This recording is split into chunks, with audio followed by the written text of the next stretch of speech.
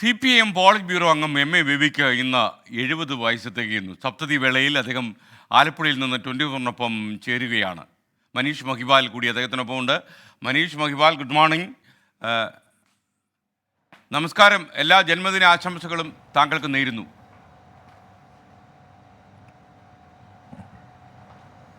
വളരെ സന്തോഷം പ്രിയ സുഹൃത്ത് ശ്രീകണ്ഠൻ.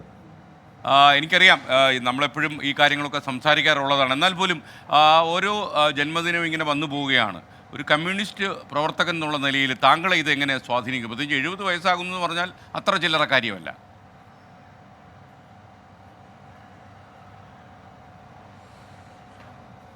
ജന്മദിനങ്ങൾ യഥാർത്ഥത്തിൽ ഞാൻ തീരെ കുഞ്ഞായിരുന്നപ്പോൾ വീട്ടിൽ അപ്പച്ചനും അമ്മയും സഹോദരങ്ങളൊക്കെ ചേർന്നിട്ട് എന്തെങ്കിലും ആഘോഷം ഉണ്ടായിരുന്നോ എന്നുള്ള കാര്യം എനിക്കറിഞ്ഞുകൂടാ.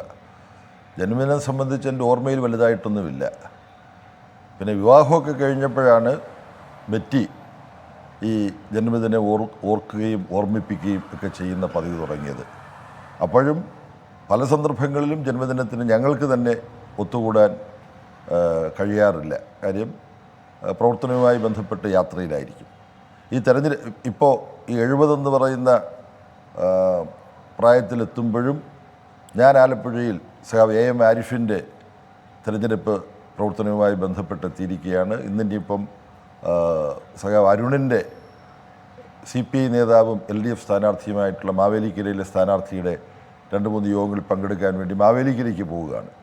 അപ്പം ബെറ്റിയൊക്കെ ഇന്ന് ചിലപ്പോൾ രാത്രി സമാപന യോഗ സ്ഥലത്തോ മറ്റോ എത്തിച്ചേർന്നേക്കുമെന്നൊരു ഭീഷണി പുറപ്പെടുവിച്ചിട്ടുണ്ട്. എന്താണ് സംഭവിക്കുക എന്നുള്ളത് അറിഞ്ഞുകൂടാ. അപ്പോൾ ജന്മദിനം പ്രത്യേകിച്ചൊരു ആഘോഷം എന്നുള്ള പതിവ് ഒരിക്കലുമില്ല. ഇത്രയും കാലത്തിനിടയ്ക്ക് ഒരു ജന്മദിനവും താങ്കളുടെ സ്വന്തം നാടായ കൊല്ലത്തെ പ്രാക്കുളത്ത് ആഘോഷിച്ചിട്ടില്ല എന്നാണോ താങ്കൾ പറഞ്ഞു വരുന്നത്?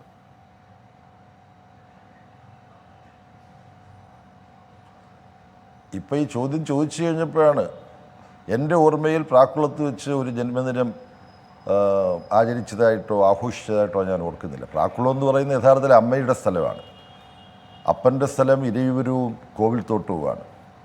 അപ്പോൾ അപ്പൻ സ്വന്തമായിട്ടൊരു വീടും സംവിധാനങ്ങളും ഒന്നും ഉണ്ടാക്കിയിട്ടില്ല എന്നുള്ളത് കൊണ്ട് ഏതാണ് നാടെന്ന് ചോദിച്ചാൽ എനിക്ക് ഉത്തരം എന്താണ് പറയേണ്ടതെന്ന് അറിഞ്ഞുകൂടാ. പ്രാക്കുളവും എൻ്റെ നാടാണ്, ഇരയൂരവും അതുപോലെ കോവിൽത്തോട്ടവും അപ്പൻ്റെ സ്ഥലങ്ങളാണ്. യഥാർത്ഥത്തിൽ നമ്മൾ പോകുന്ന സ്ഥലങ്ങളെല്ലാം നമ്മുടെ നാടാണ് എന്ന് കരുതുന്നതായിരിക്കും കൂടുതൽ ശരി. ഈ താങ്കൾ VS രാജേഷുമായി നടത്തിയ ഒരു അഭിമുഖം ഞാൻ കണ്ടു. അതിൻ്റെ വീഡിയോയിൽ താങ്കൾ പറയുന്നൊരു കാര്യം, ഈ രാഷ്ട്രീയ രംഗത്ത് താങ്കളെ ആരും പിക്ക് ചെയ്ത് കൊണ്ടുവന്നതല്ല, പിക്ക് ആൻഡ് ചൂസ് ആയിരുന്നില്ല താങ്കളുടെ ജീവിതത്തിൽ ഉണ്ടായത്.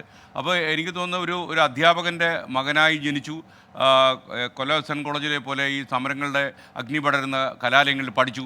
അപ്പോൾ ഇതൊക്കെയാണോ താങ്കളെ ഒരു MA ബേബി എന്ന കമ്മ്യൂണിസ്റ്റ് കലാപകാരിയുടെ സ്ഥലത്തേക്ക് യാത്രയാക്കിയത്?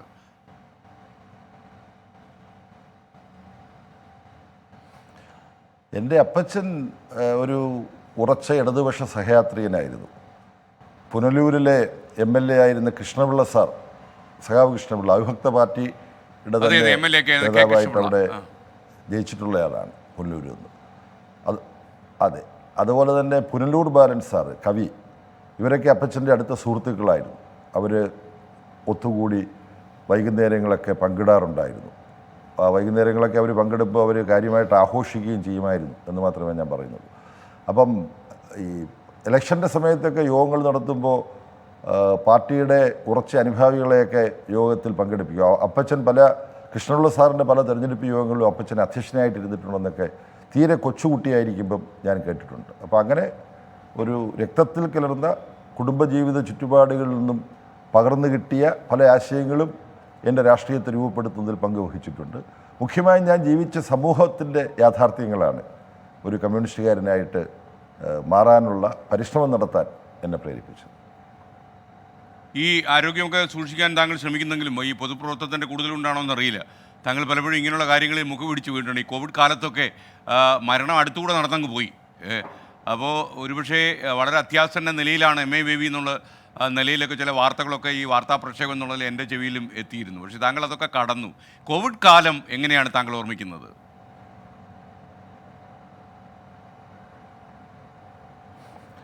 കോവിഡ് കാലം മനുഷ്യകുലത്തിന് തന്നെ വലിയൊരു പരീക്ഷണത്തിൻ്റെ കാലമായിരുന്നു. എത്രയെത്ര നമ്മുടെ പരിചയക്കാരും സുഹൃത്തുക്കളുമാണ് നമ്മളെ വിട്ടുപിരിഞ്ഞത്. എനിക്കാണെങ്കിൽ എൻ്റെ ജീവിതത്തിലെ പങ്കാളി ബെറ്റിയുടെ അനിയൻ പോള് കോവിഡ് കൊണ്ട് മരിച്ചതാണ്. പിന്നെ അങ്ങനെ ഓർത്തെടുക്കാൻ ഒരുപാട് ആളുകളുണ്ട്. അപ്പോൾ നമ്മൾ മരിക്കാതെ ജീവിച്ചിരിക്കുന്നു എന്നുള്ളത് ഒരു യാദൃച്ഛികതയാണ്. ഇതോടൊപ്പം നമ്മൾ മനസ്സിലാക്കേണ്ടതാണ് ഈ മനുഷ്യനും പ്രകൃതിയും തമ്മിലുള്ള ബന്ധം ഒരു ശാസ്ത്രീയമായ സന്തുലനത്തിന് വിധേയമാക്കേണ്ടതാണ്, ഒരു പാരസ്പര്യം ഉണ്ടാകേണ്ടതാണ്. പ്രകൃതിക്ക് മേൽ മനുഷ്യനിങ്ങനെ ജയിച്ചു കയറുന്നു, അനിയന്ത്രിതമായ വികസനപാതയിലൂടെ നമ്മൾ പോകുന്നു എന്നെല്ലാം ചിന്തിക്കുന്നതും അവകാശപ്പെടുന്നതും അയഥാർത്ഥമാണ്. ഒരു പാരിസ്ഥിതികമായ ജീവിതബോധം വ്യക്തിപരമായും സാമൂഹികമായും രാഷ്ട്രമെന്നുള്ള നിലയിലും ലോകമെന്നുള്ള നിലയിലും നമുക്ക് വേണം. ഇപ്പോൾ ആഗോള താപനം, അന്തരീക്ഷ മലിനീകരണം ഇതൊക്കെ ചർച്ച ചെയ്യുന്നുണ്ട്. നമ്മളെല്ലാം കൊടും ചൂടിൽ നിന്നിട്ടാണ് ഈ തെരഞ്ഞെടുപ്പ് പ്രവർത്തനം നടത്തുന്നത്. അപ്പം കാണാൻ പറ്റാത്ത കുറച്ച് രോഗാണുക്കൾ, അങ്ങനെയാണല്ലോ ഈ കോവിഡ് പരക്കുന്നത്. അഹങ്കരിക്കുന്ന മനുഷ്യനെ പ്രകൃതിയിലെ ഒരു കൂട്ടം നഗ്നനേത്രങ്ങൾ കൊണ്ട് കാണാൻ കഴിയാത്ത വളരെ വളരെ ചെറിയ അസ്തിത്വം മാത്രമുള്ളവ മനുഷ്യൻ്റെ അസ്തിത്വത്തെ വെല്ലുവിളിക്കുകയാണ്, മനുഷ്യരെ കൂട്ടത്തോടു കൂടി കൊന്നൊടുക്കുകയാണ്. അപ്പോൾ നമ്മൾ മറ്റുള്ളവരെക്കുറിച്ച്, പ്രകൃതിയെക്കുറിച്ച്, പ്രകൃതിയിലെ മറ്റ് കാണാവുന്നതും കാണാൻ കഴിയാത്തതുമായ ജീവജാലങ്ങളെക്കുറിച്ചെല്ലാം കരുതലുണ്ടാവണം. അവർക്കും കൂടി അർഹതപ്പെട്ടതാണ് ഈ ഭൂമി എന്നുള്ള ഓർമ്മയുണ്ടായിരിക്കണം. അതില്ലെങ്കിൽ വലിയ പ്രശ്നമാണ് എന്നുള്ള വലിയൊരു പാഠമാണ് കോവിഡ് നമുക്ക് തരുന്നത്. പക്ഷേ ആ പാഠവും നമ്മൾ വേണ്ട പോലെ പഠിച്ചിട്ടുണ്ടോ എന്ന് സംശയമാണ്. ഈ താങ്കളുടെയും എൻ്റെയൊക്കെ പൊതു സുഹൃത്തായ media academy chairman RS Babu രാവിലെ വിളിച്ചു.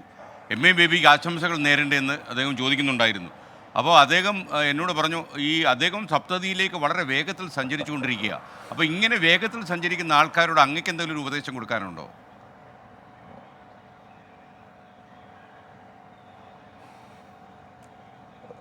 നാം അറിയാതെയും നാം ആഗ്രഹിക്കാതെയും നമുക്ക് ജന്മം നൽകിയ അച്ഛൻ്റെയും അമ്മയുടെയും സ്നേഹത്തിൻ്റെയും അടുപ്പത്തിൻ്റെയും ഉൽപ്പന്നങ്ങളാണ്, സൃഷ്ടികളാണ് മനുഷ്യരെല്ലാവരും, നമ്മൾ ഓരോരുത്തരും. നമുക്ക് കിട്ടുന്ന ഈ ജീവിതത്തെ നമുക്ക് വേണ്ടി മാത്രമായി ചുരുക്കാതെ നമ്മുടെ ചുറ്റുപാടും കാണുന്നവർക്ക് വേണ്ടി കൂടി, മനുഷ്യർക്ക് മാത്രമല്ല മറ്റ് ജീവജാലങ്ങളും ഈ ഭൂമിയിൽ ജീവിക്കാൻ അവകാശമുള്ളവരാണ്. ഭൂമിയുടെ അവകാശികളെന്ന വൈക്കം മുഹമ്മദ് ബഷീറിൻ്റെ കഥ നമ്മൾ ഓർത്താൽ മതി. അപ്പോൾ കൂടുതൽ മറ്റുള്ളവരെക്കുറിച്ചുള്ള, നമ്മുടെ സഹോദരരെക്കുറിച്ചുള്ള കരുതലോടുകൂടി ജീവിക്കണം.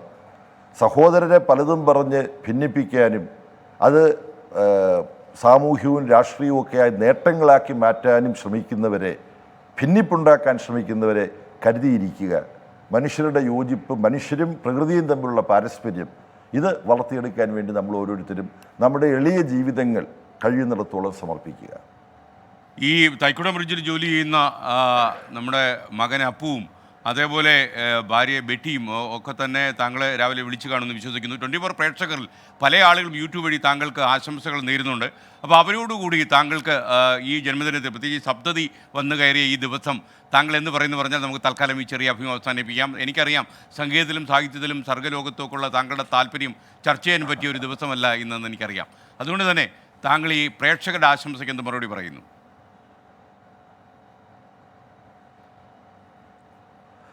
പ്രേക്ഷകരുടെ ആശംസയ്ക്ക് ഞാൻ നന്ദിയും കൃതജ്ഞതയും ഒക്കെ അറിയിക്കുകയാണ്.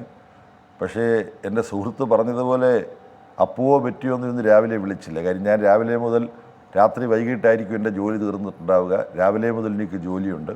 അതുകൊണ്ട് എനിക്ക് വളരെ അടുപ്പമുള്ള പലരും, ബെറ്റിയും അപ്പുവും ഉൾപ്പെടെയുള്ളവർ എനിക്ക് ഇന്ന് വിളിച്ച് ഇതുവരെ ആശംസ തന്നിട്ടില്ല എന്നുള്ള ഒരു കാര്യം ഞാൻ ഒരു രഹസ്യം ഞാൻ നിങ്ങളുമായിട്ട് പങ്കുവെക്കുകയാണ്. പരിഭവത്തോടു കൂടിയല്ല, എൻ്റെ അവസ്ഥ അറിയാവുന്നത് കൊണ്ടാണ് അവർ വിളിക്കാത്തത്.